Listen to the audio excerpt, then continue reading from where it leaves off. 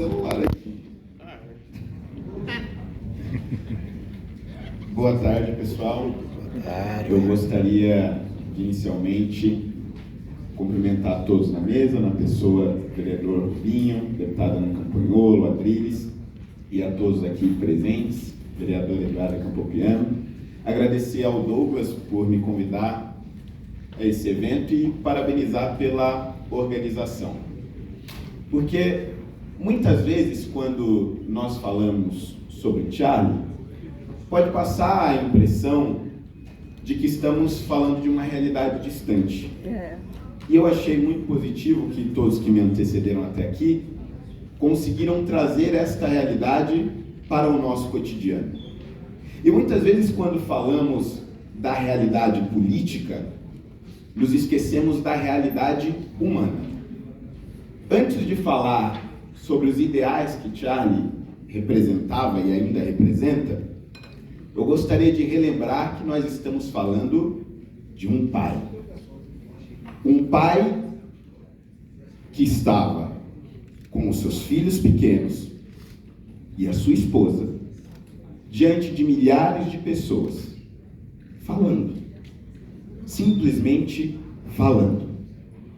Enquanto ele falava, os seus filhos, crianças, viram uma bala atravessar o seu pescoço e um jato de sangue sair.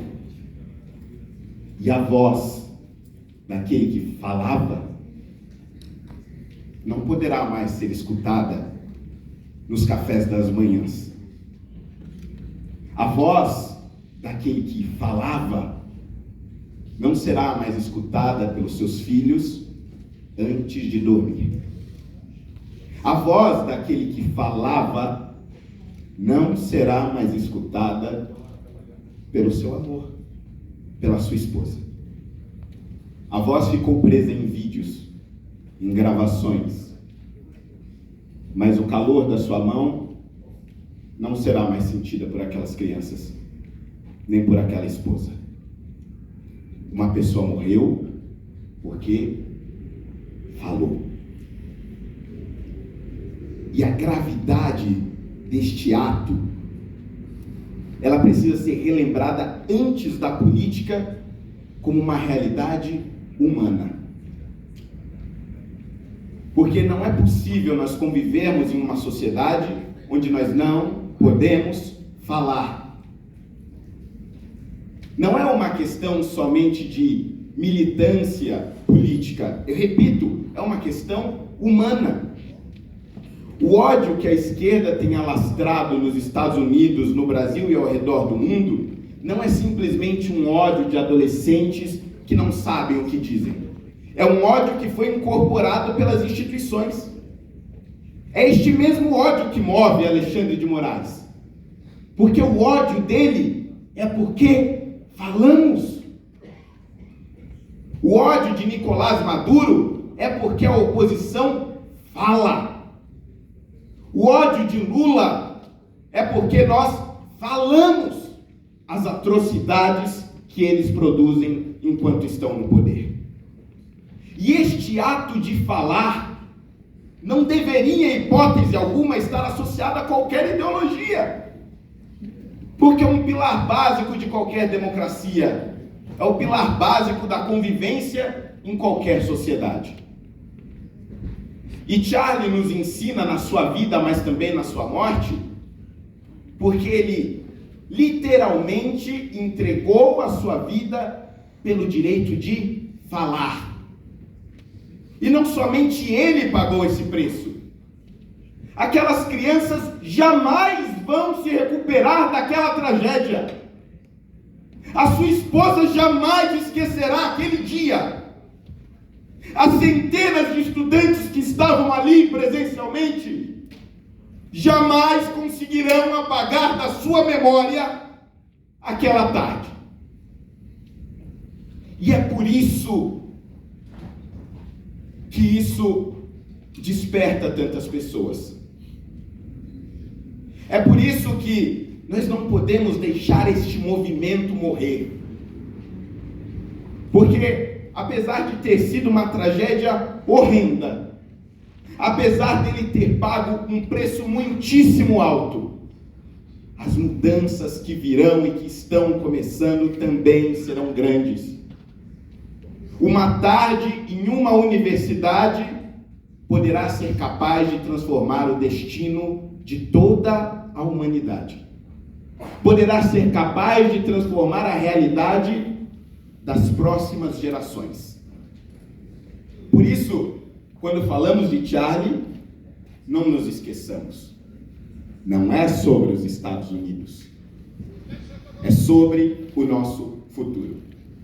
E para encerrar, eu gostaria de trazer um exemplo pelo qual eu passei recentemente.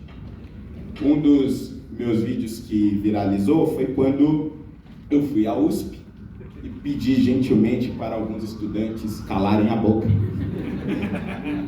Mas o que as pessoas não sabem muitas das vezes é o que aconteceu antes daquilo, antes de eu perder a paciência.